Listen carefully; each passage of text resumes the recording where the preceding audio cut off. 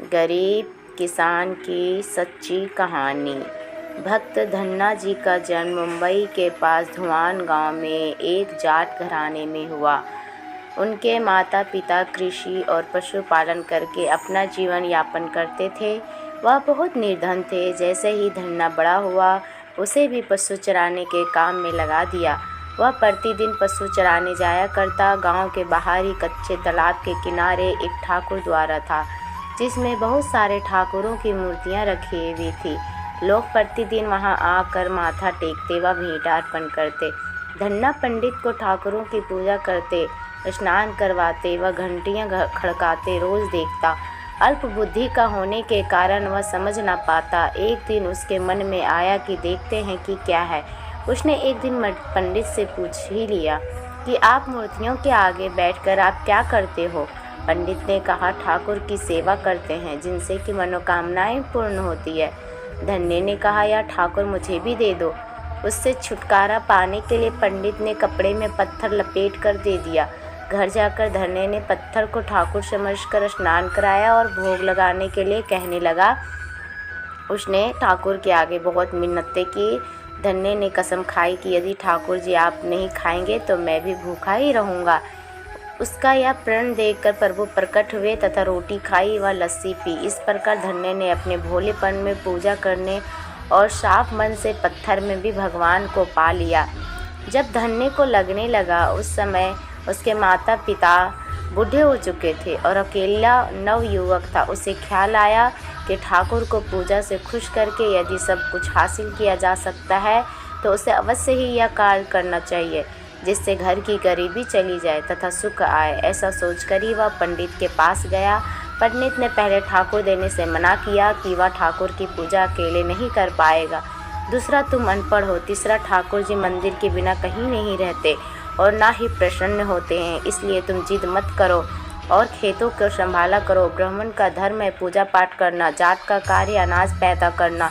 ठाकुर जी मंदिर के बिना कहीं नहीं रहते और ना ही प्रसन्न होते हैं, इसलिए तुम जिद मत करो और खेतों को संभाला करो। परंतु धन्ना टस से मस ना हुआ। अपनी पिटाई के डर से पंडित ने जो शालिग्राम मंदिर में फालतू पड़ा था उठाकर धन्य को दे दिया और पूजा पाठ की विधि भी बता दी। पूरी रात धन्य को नींद न आई। वह पूरी रात सोचता रहा कि ठाकुर को कैसे प्रसन्न करेगा और उनसे क्या मांगेगा। सुबह उठकर अपने नहाने के बाद ठाकुर को स्नान कराया। भक्ति भाव से बैठकर लस्सी, रिकड़ी, रोटी पकाई। उसने प्रार्थना की, हे प्रभु भोग लगाओ, मुझे गरीब के पास रोटी लस्सी और मक्खन ही है और कुछ नहीं, और जो चीज़ों देंगे वही आपके आगे रख दूंगा। वह बैठा ठाकुर जी को देखता रहा। अब पत्थर भोजन कैसे करे। पंडित तो भोग का बहाना लगाकर सारी सामग्री घर ले जाता था, पर भले बालक को इस बात का ज्ञान कहाँ था। वह व्याकुल होकर कहने लगा कि क्या आप जाट का प्रसाद नहीं खाते? दादा तो इतनी देर नहीं लगाते थे। यदि आज आपने प्रसाद नहीं खाया तो मैं मर जाऊंगा, लेकिन आपके बगैर नहीं खाऊंगा। प्रभु जानते थे कि यह मेरा निर्मल भक्त है, छल कपट नहीं आता।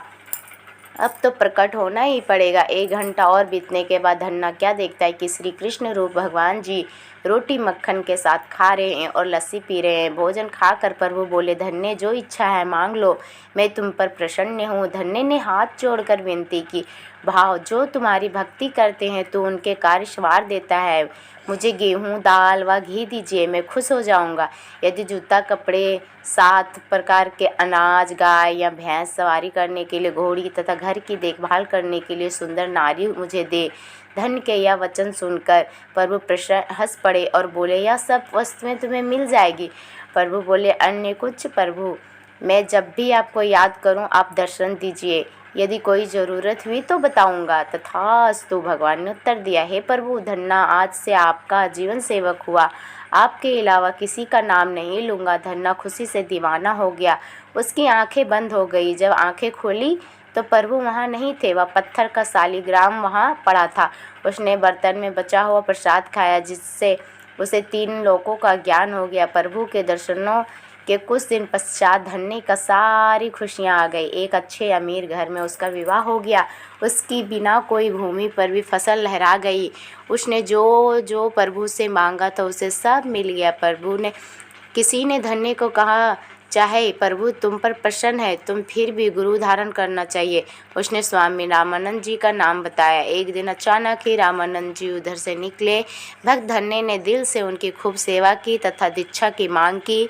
रामानंद जी ने उनकी विनती स्वीकार कर ली और दीक्षा देकर धन्य को अपना शिष्य बना लिया। धन्ना भगवान के नाम का सुमिरन करने लगा। राधे रे हरि बोल।